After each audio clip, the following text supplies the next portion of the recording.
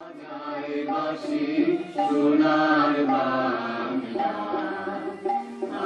তোমায় ভালোবাসি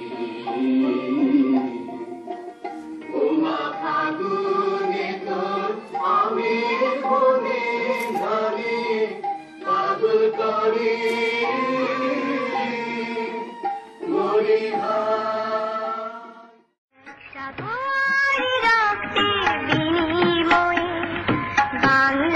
স্বাধীনতা আনবে যারা আমরা তোমাদের ভুলবো না, আমরা তোমাদের ভুলবো না।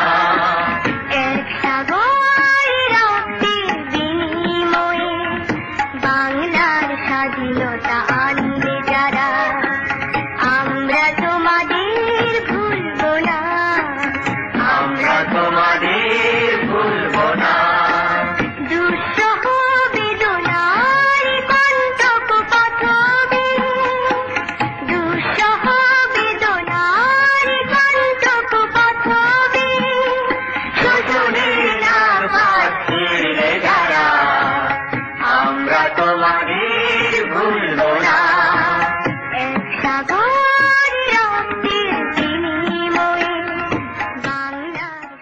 দশকেরও বেশি সময় ধরে এদেশের জনগণকে জাতীয়তাবাদী চেতনায় উদ্বুদ্ধ করে এই মহান নেতা 1971 সালের 26শে মার্চ ঘোষণা করেন বাংলাদেশের স্বাধীনতা।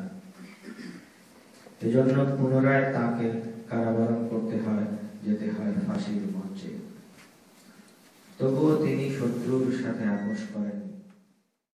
শেখ ফজলুল হক মনি, তার অবসরপ্রাপ্ত স্ত্রী আরজু মনি, বেবি সেলিয়াবাদ, সুকান্ত বাবু, আরিফ, আব্দুল মেম খান রিন্টু সহ পরিবারের 58 জন সদস্যকে বঙ্গবন্ধুর সামরিক সচিব কর্নেল জামিলও নিহত হন। ঘাতকদের নিক্ষিপ্ত কামানের গোলার আঘাতে মঙ্গলপুরে একটি পরিবারের বেশ কয়েকজন হতাহত হন। জাতীয় শোক দিবসে আমি মহান আল্লাহ তাআলার দরবারে সেদিনের সকল শহীদের রুহের মাগফিরাত কামনা করছি। জাতির পিতা বঙ্গবন্ধু শেখ মুজিবুর রহমানের দূরদর্শী, সাহসী এবং অনুযায়ী nation of a country, and I also respect the person who respect the father of the nation. And I myself was the correspondent of South Asia. I stayed from 1998. অনেকক্ষণ ধরে আমার বন্ধুর সাথে এই কথা বলে অনুরোধ জানিয়েছে অন্তত একজন এখান থেকে ওখানে যাওয়ার জন্য। কিন্তু তখনকারের আপনাদের দেশের অবস্থা সবাই খাবার ছিল না, কিছুই ছিল না, তাই শেষ পর্যন্ত আমি একজনকেও পেলাম না যে আপনার দেশে যেতে প্রস্তুত হয়েছে, এমন লোক একজনও আমি পাই। শেষ পর্যন্ত কি হয়েছে, আমাকে নিজেই যেতে হয়েছে। আমি, আমার স্ত্রী, একজন বাচ্চা, এই তিনজন আপনার দেশে গিয়েছি 1974 সালে। আমি আপনাদের দেশে 2 বছর যাবৎ ঢাকা বিশ্ববিদ্যালয়ে ওখানে একটা ইনস্টিটিউট স্থাপন করেছি, আধুনিক ভাষা ইনস্টিটিউট। তো সেখানে জাপানে বিভাগ আছে। তো আমি 2 যাবৎ ওখানে থেকে অনেক ছাত্রছাত্রীদের জাপান সম্বন্ধে উপস্থাপন করেছি। কিন্তু 1975 সালে আমাদের সাধারণ তখন যুবরাজ বর্তমান সাধারণ উনি আপনাদের দেশে সফরে করেছে। তো জাপান সরকার আমাকে প্রবাসী হিসাবে কাজ করতে অনুরোধ জানিয়েছি। আমি মনে হয় যেন এই দিনটা আমার বাবার মৃত্যু দিনের সাথে আমার কাছে একটা বেদনা দিন মনে হয়। এটা আমি মনে করি প্রত্যেক আমি পরিবারের যে সমস্ত আমাদের ভাইয়েরা আছেন সবারই মনে একটি হয়। যাই হোক, আমি আজকে বেশি কথা বলবো না, যেহেতু আমাদের সময় সংকীর্ণ। আমি শুধু দুইটা কথা বলবো। একের পর এক যেভাবে আওয়ামী পরিবারের লোকদের উপরে বাংলাদেশে বিএনপি জামাতের লোকজন অত্যাচার করা শুরু করেছে, গতবার তারা যখন রাষ্ট্র ক্ষমতায় ছিল, আমাদের আহসানুল্লাহ মাস্টার সহ, আমাদের সাবেক অর্থমন্ত্রী কিপিএস সাহেব সহ আমাদের প্রধানমন্ত্রীর উপরে গ্রেনেড হামলা করেছিল। আল্লাহর অশেষ রহমতে সেদিন আমাদের প্রধানমন্ত্রী বেঁচে গিয়েছিলেন। আগামীতে যদি তারা আবার রাষ্ট্র ক্ষমতা আসে, তা করবে না এটা আমরা বিশ্বাস করব না। যেমনি করে তেলের সাথে পানির কোনোদিন সম্পর্ক গড়ে না, তেমনি করে জামাত বিএনপির সাথে আওয়ামী লীগের সম্পর্ক হতে পারে না। আজকে যে সমস্ত আওয়ামী লীগের বাইরে এখানে উপস্থিত আছেন, আপনাদের প্রতি আমার একটি বিশেষ অনুরোধ থাকবে যে আপনারা কোনোদিন জামাত শিবিরের সাথে সম্পর্ক বিচ্ছিন্ন করে আওয়ামী পরিবারের বঙ্গবন্ধু আদর্শের রক্তের একজন কর্মী, সেটাকে আপনারা প্রমাণ করবেন আগামীতে। এই বলে আমি আমার বক্তব্য শেষ করলাম। জয় বাংলা, জয় বঙ্গবন্ধু। আমি সর্বপ্রথমে বঙ্গবন্ধু সহ বাংলার স্বাধীনতায় যে সমস্ত শহীদরা শহীদ হয়েছেন, আমার বক্তব্যের শুরুতেই তাদের আত্মার মাগফিরাত কামনা করছি এবং সেই সাথে আমি আপনারা যারা এখানে উপস্থিত আছেন তাদের সবাইকে শুভেচ্ছা জানাচ্ছি।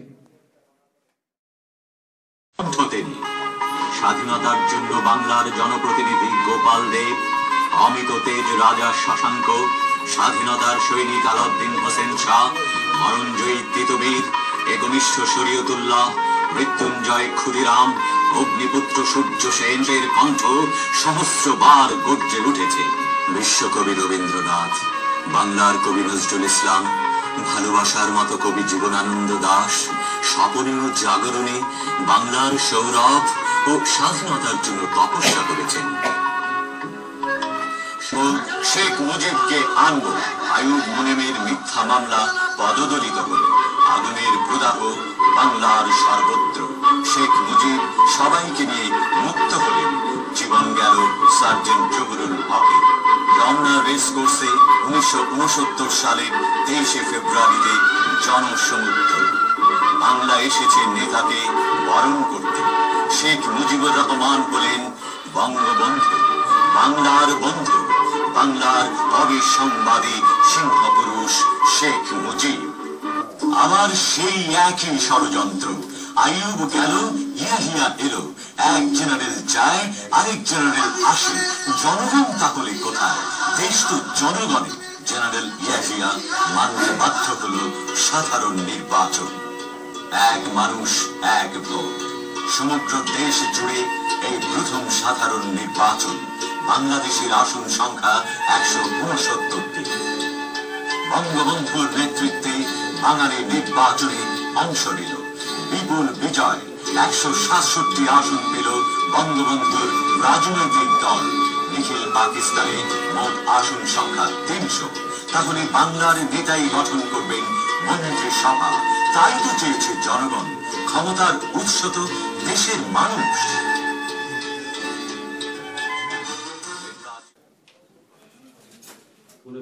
অক্ষয় কুমার বড়লের সেই আদি যুগে যাবে অসহায় নবনেত্র মিলিত হয়ে চাহি আকাশ পানে কারে ডেকেছিল দেবে না মানবে। কাতর আহ্বান তার মেঘে মেঘে উঠি খুশি গ্রহে গ্রহে ফিরিয়াকে আসেন আইন নামে উত্তর ধরায় আগ্রহে তার কাছে মানুষের চলছে। সেই মানুষ উল্লেখ করেছিল বাংলাদেশ সংবিধানে আর্টিকেল 7। তার উপর ভিত্তি করে মৌলিক অধিকারগুলো প্রতিষ্ঠিত হয়েছে আর্টিকেল 27 টু আর্টিকেল 41। সব কথাই সবাইকে বলা যাবে, যেমন ভাবে বলতে হবে নিজের মনে কল্পনা। আমি যদি আপনাকে মন্দ কথা বলি, আমার দায়িত্ব ভুলটা স্বীকার করা। কেউ ক্ষমা করবেন কি করবেন না সেটা আপনার ব্যাপার।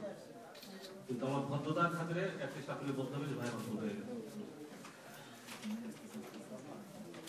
আমাদের সহযোগী দূতাবাসের কর্মকর্তা কিন্তু উপস্থিত আছেন, আপনারা আমার প্রবাসী, আপনাদের সঙ্গে ভালো মন্দ দুটোই আমি করতে পারি, তাতে আমার প্রতিবৃত্তি নাই, কারণ আমারই লোক, আমি আপনাদের লোক, কিন্তু ওনাদের সঙ্গে কথা আজকে বলতে চাই।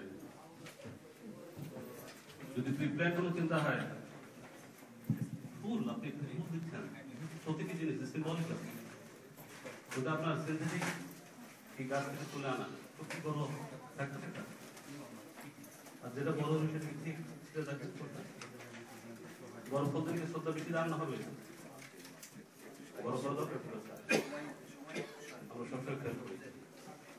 সেজন্য অর্থনীতি আগাচ্ছে, প্রবৃদ্ধি বাড়ছে, কোথায় যেন একটু ঘাটতি থেকে যাচ্ছে আমাদের। আজকের এই রাতে যদিও আমি মুসলিম না, ওই মানুষ, প্রথম মানুষ, তারপর ধর্মাবলম্বী, প্রার্থনা করি ঈশ্বর যেন আমাদের বোধের সংখ্যাটা থেকে দূর করে দেশ এগিয়ে যাবে, রাতে এগিয়ে যাবে, আমাদের মর্যাদা বাড়বে। আবার ধন্যবাদ অনুষ্ঠানে যোগ দেওয়ার জন্য, অংশ হওয়ার জন্য এবং এটাকে সফল মনে করার জন্য।